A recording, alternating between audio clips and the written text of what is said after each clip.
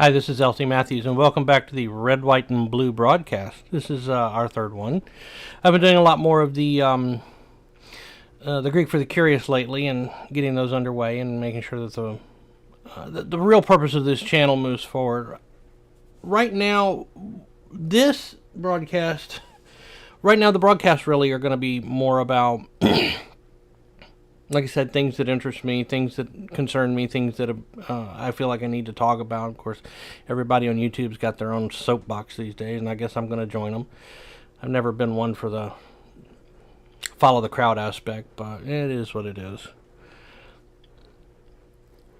Apparently this weekend, the same group of disaffected, disgruntled, permanently unhappy people that were part of the Black Lives Matter, the Chaz protest in Washington State and Seattle, and the protests in Portland, and all these Antifa types, the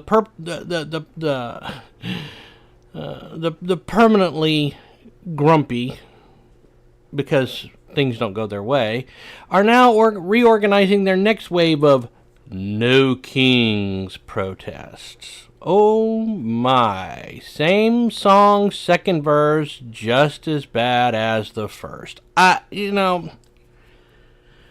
This is a prime example of what happens when you don't have good education at the ground level, at the junior high, the middle school, and the high school levels in this country anymore, because these people grow up not knowing some basic truths on which this country was founded. And I say this having at one point been a junior high and high school history teacher about 20 years ago. And the study of history, being part of my life for 30 plus years, because I've been fascinated with history ever since I was in 6th grade. So, let us take a look at this lovely article. Nationwide unrest looms as No King demonstrations begin to gather in major U.S. cities. Oh no! I'm shaking in my boots over here. Nearly 2,000 No Kings protests have been planned nationwide, including some overseas. Why overseas? What is overseas? To borrow a line from the second chapter of the Gospel of John, Jesus told Mary, "What have I got to do with any of this?" My question is, what has overseas got anything to do with how we govern our country? I'm sorry, it makes no bloody sense.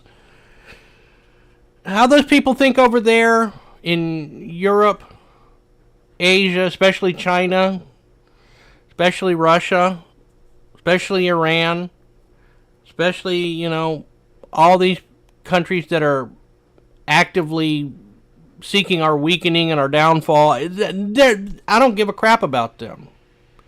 Europe is a dying old man. It is the frail old man of the continent over there. It's starting to desiccate now under the weight of the absolute insanity of leftism.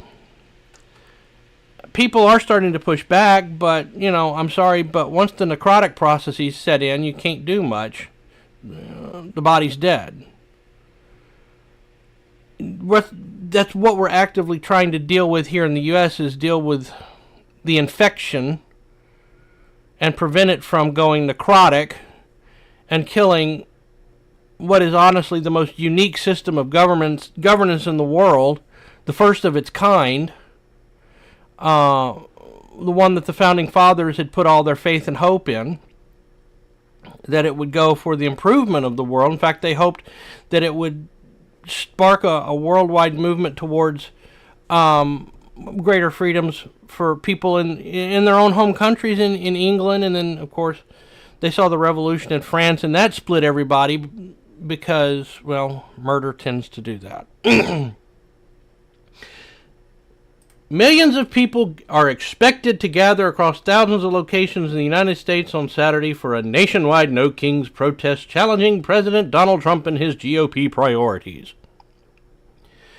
Saturday's demonstrations across the country marked the second No Kings protest since Trump took office. Yeah, it's the second wave of this. Oh, goody. Some Democratic members and candidates for Congress are expected to attend. I'm so touched. Hakeem Jeffries. Chucky Schumer. Oh, boy. Pete Aguilar, Democratic Caucus Chairman. They would be in attendance. The irony of the name No Kings, though, they think it refers to Trump. But the irony of the situation is this. What Trump, strangely enough, is doing is he is using the current governmental system that exists in an attempt to try to reinforce existing laws. Those laws being immigration laws, keeping undesirable illegal immigrants out of this country. When you've got arrests of people from Honduras and Iran and from multiple continents, people who have essayed children, traded in CSAM, run illegal drugs in so massive quantities that they could kill thousands and millions of people at once. These are not public ills. The best comparable example is like saying I'm not going to let just any Tom, Dick, or Harry off the street through my front door unchecked. I had a guy come up to my door the other day, set my alarm bells off. No, he wasn't. I don't know who he was. He was generally very innocuous looking. But for some reason, he had certain details that didn't set well, and it could have been just pure coincidence. Hi, Linus. And it just set my alarm bells off. I wasn't going to invite him in. He may have been purely innocent, but I didn't know that. And that is exactly what's going on with our current immigration system. That's what they're there. That's what the laws are there for, is to pre-screen people who may have had criminal or terroristic or foreign illegal activity like spying in their background, to keep them out of our country. It is a national security matter. Now, the real point of this, of what I'm here saying, this No Kings thing, this is where the failure of the educational system has metastasized. We have a king in this country. It's not Donald Trump.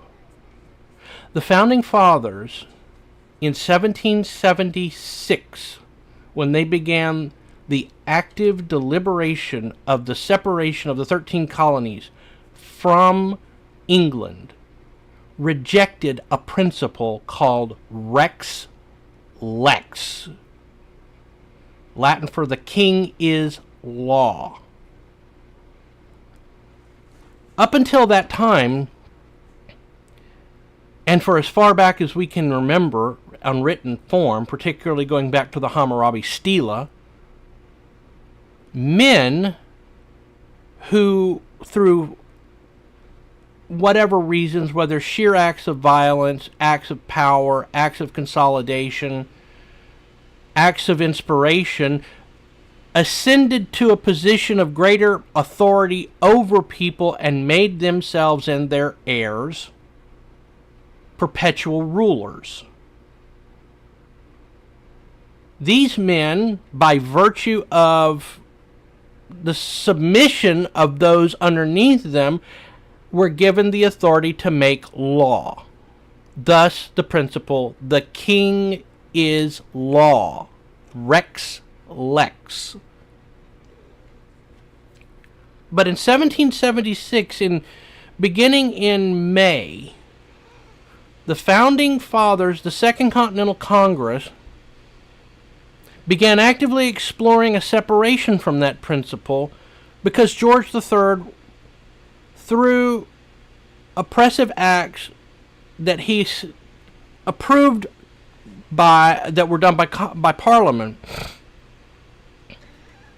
they felt had abrogated his right. Parliament had abrogated its right.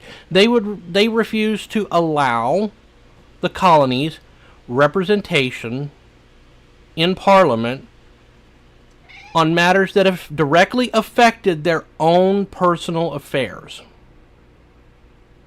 And yeah, you can say it was a 2% tax, but it's still, the principle of the matter was they were not represented in Parliament.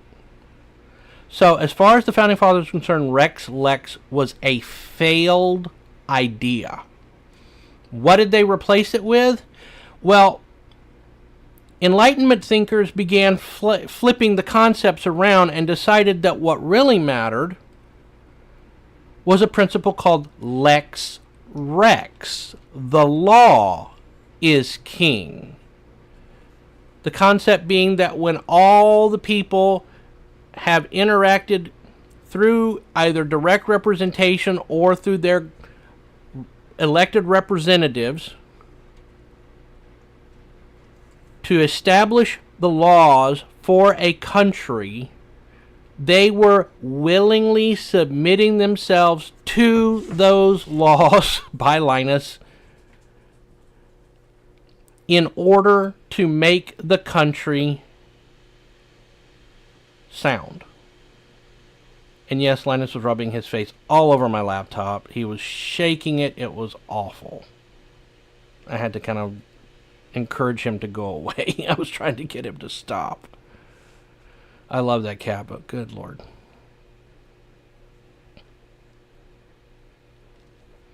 Now, Lex Rex, the common agreed upon social framework, was the true king to be submitted to. That king has governmental actors, governmental agencies, which carry out its actions established by the laws, the regulations, the whatever. And without those actors, this king has no hands. This king has no...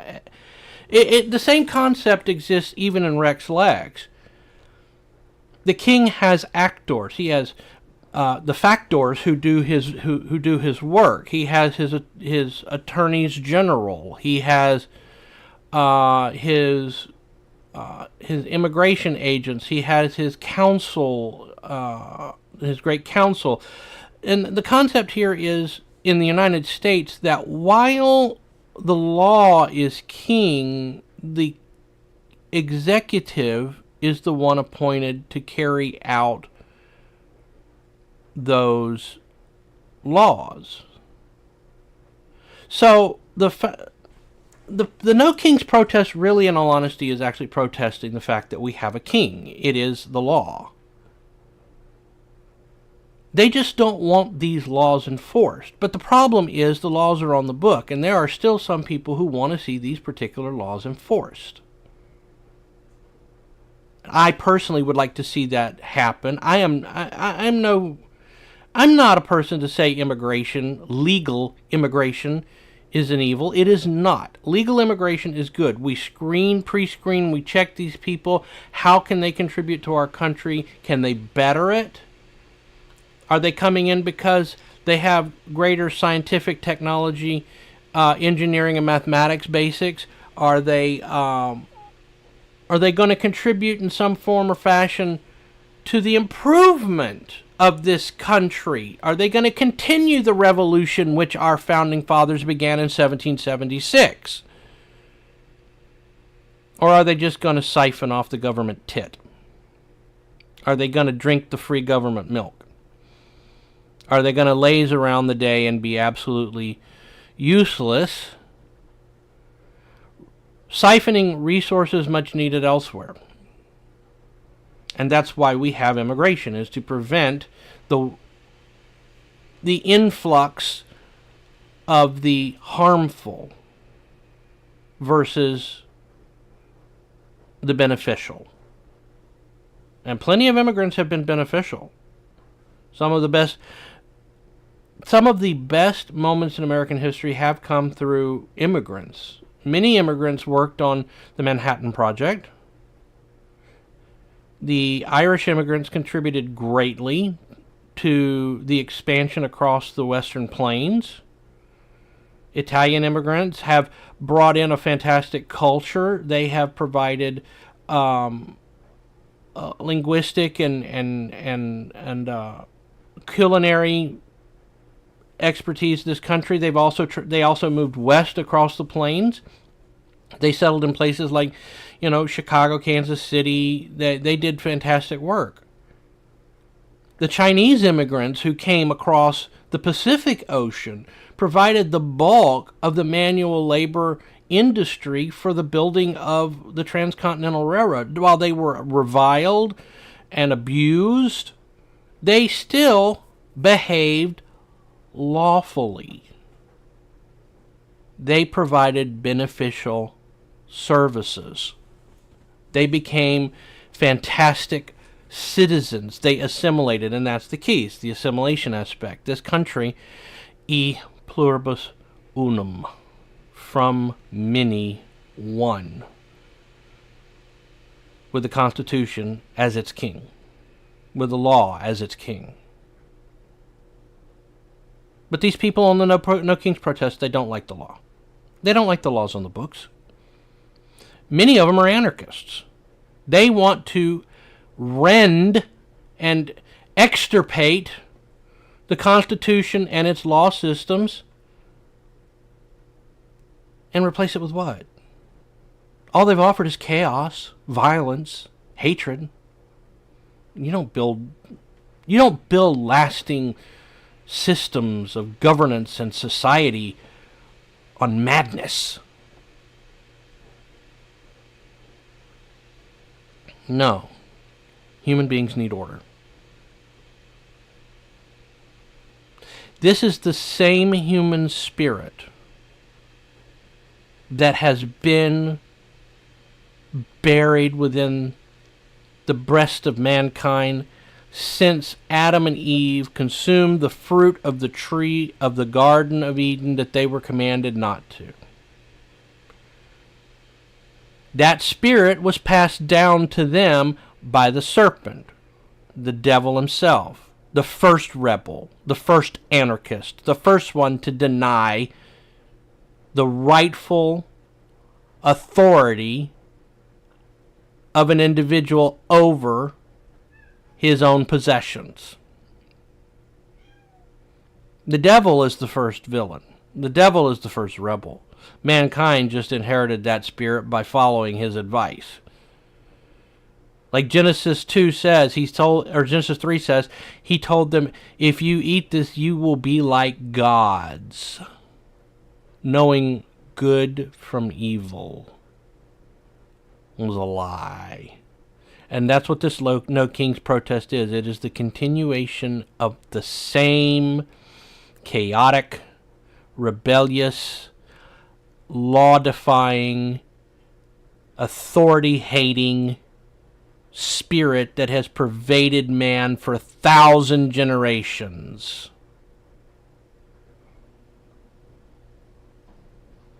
And it will not go away until God in his good time sends forth the Son to extirpate that from this earth and reestablish a new heaven and a new earth with those who have chosen to acknowledge his sacrifice as the Son, as the Lamb on the cross for the purpose of the forgiveness of sin.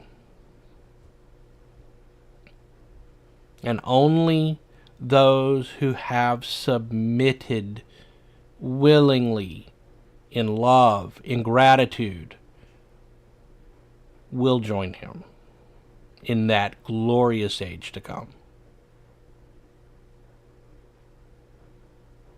So here we are, sitting in the descendant, sitting in an age that is being affected by the descendant of the 60s and 70s protests. We're watching the insanity of it.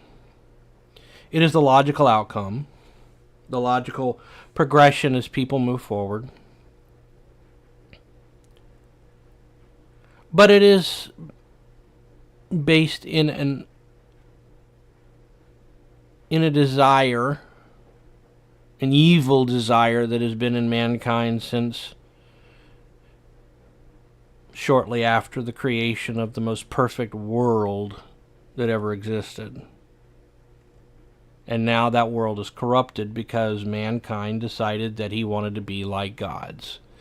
Well, so be it. We live with the current order. And the current order makes no sense because they say no kings, but in reality, we have a king. It is the law. In the temporal moment, it is the law. And until the law is immoral, and there is no reason to think it is at this point, they just don't like the fact that it is being used to remove illegal immigrants. People who didn't come here legally. And there's the key. If you want to prove that you are a good citizen, worthy of entry into the United States, the first thing you must do is submit to the law. Because the law is king. Not submitting to the law shows you're in rebellion. That you are adverse to the authority of the law. You're acting adversely to the authority of the law.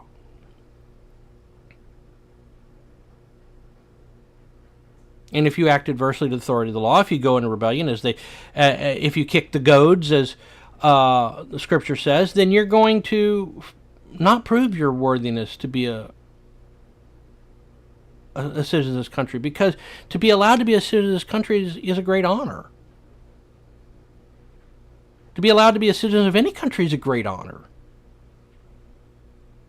It says that you have proven yourself worthy of the title citizen.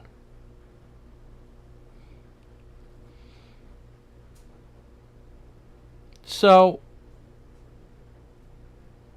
it's absolutely insane to think that someone who breaks the law to come into this country, to abide here, to consume its resources, take up a job, all of which can be all of which are more beneficial to citizens who need them. It's absurd to think that that person is worthy of citizenship, because they've stolen.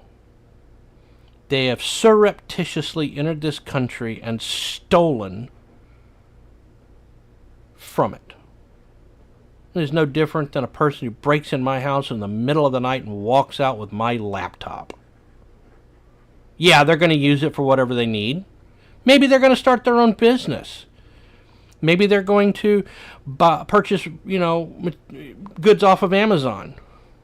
Maybe they're going to go on to start the next great Fortune 500 company in a garage somewhere in the middle of, I don't know, in the middle of nowhere, United States.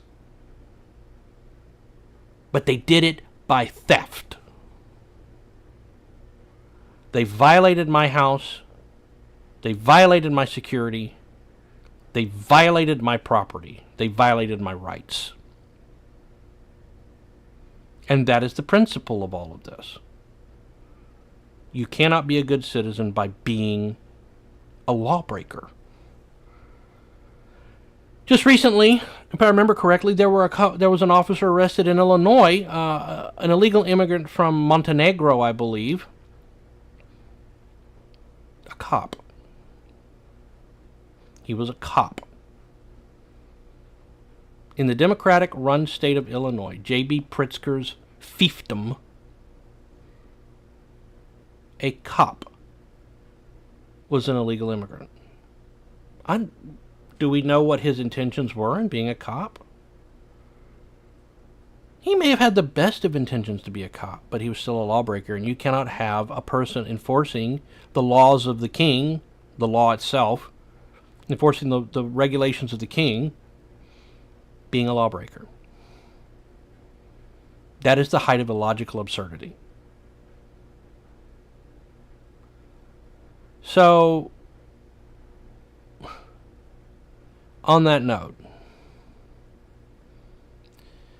we're going to close the broadcast here with a simple reminder that all of this stems from the fact that the educational system in the United States has failed at its lowest levels. The junior hires and the high schoolers are not being taught that the principles of the law is king, which was accepted in this country in rejection of the principle of the king is law, are upon what it is founded.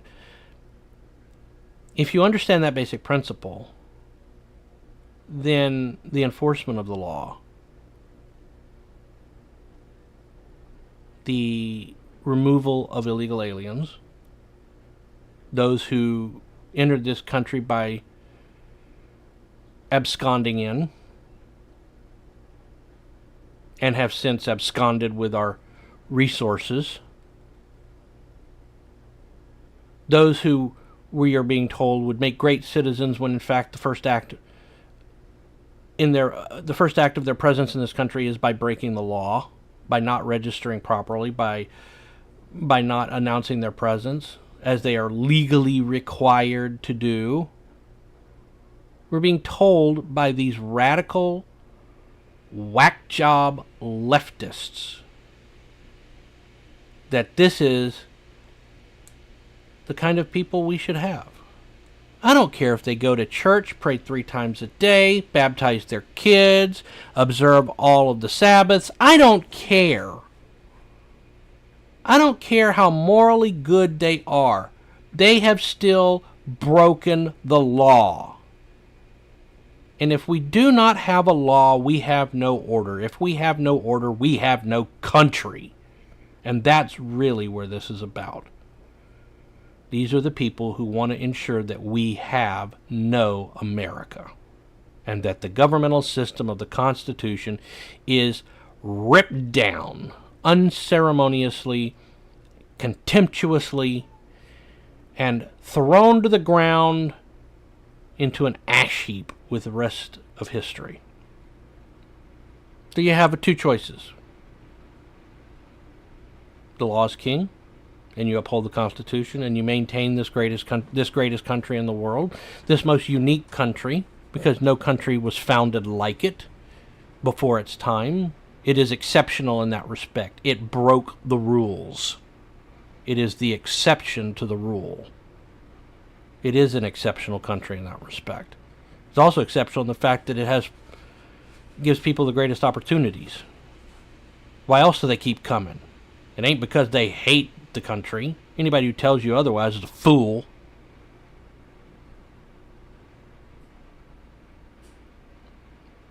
Or get in line, hold up your little crappy made sign, no kings, no kings, Trump's not a king, and just continue to tear down this country, undercut the foundation upon which you stand, show an absolute lack of gratitude, because there's nothing more ingratitudinous than a child disrespecting, undercutting, killing their own parent. This country is kind of a parent to all of us.